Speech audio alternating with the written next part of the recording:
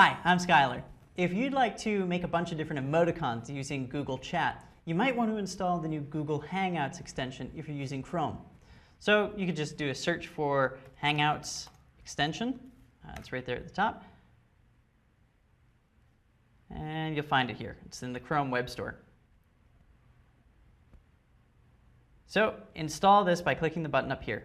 And now if I click on the Hangouts button in the upper right, menu pops up and I can initiate a hangout with somebody.